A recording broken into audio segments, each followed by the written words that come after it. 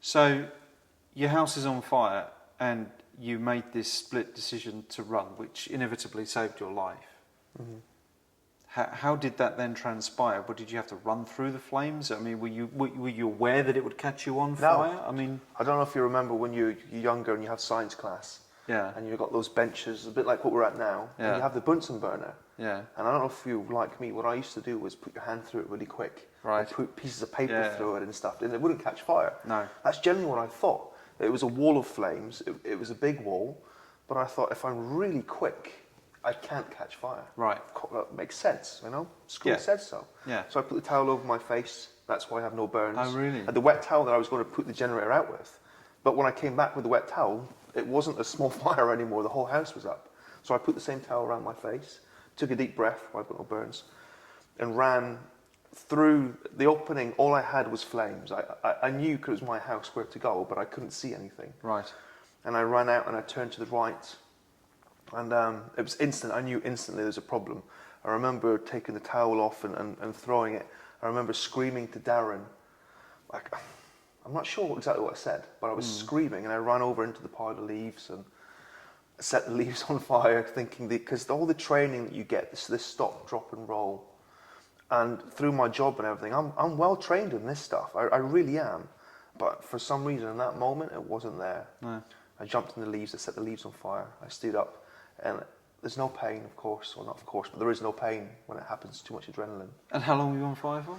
We're not 100% sure. Somewhere around 20 seconds.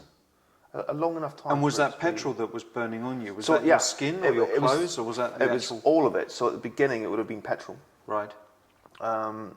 After that petrol burnt through, because petrol doesn't burn for long. No. It's an accelerant. Yeah. And afterwards, it burns whatever's there. So essentially, skin on my legs, Right. and then clothes, my shorts, the t-shirt I was wearing started burning, and that's why I have the scars on my side. And that Right. that was the t-shirt that was burning there. Jeez. And it's funny when you think. And I remember you told me once when you sat there and you were kind of like on your knees and you were thinking, what there was no pain, was there? It was just pure adrenaline. I was sitting on my backside actually. I was sitting down. Right. I had my knees kind of pulled in towards me, and it was probably shock. I was in a bit of shock. I couldn't let myself go properly because I was still the one in control of the situation. Everybody around me was panicking.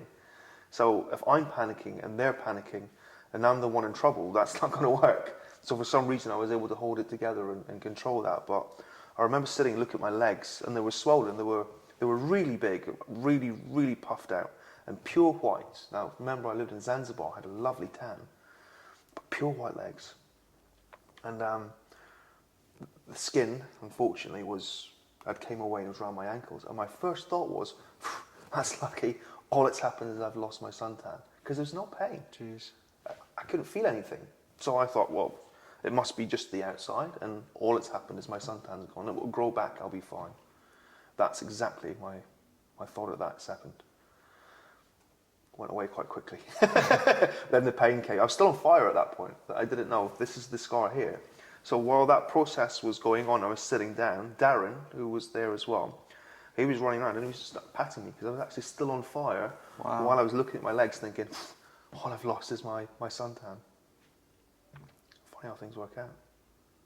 But in the end, or at the end of that time, the pain comes quite quickly once that adrenaline wears off real fast, and then you sit there, and then the realization of what happened was days to come. Probably the end of my time in Africa was when the realization happened. For days I was quite happily in the bliss of, I've lost my tan, I'll be okay. And that's what I thought for a while. Okay, thank you. You're welcome.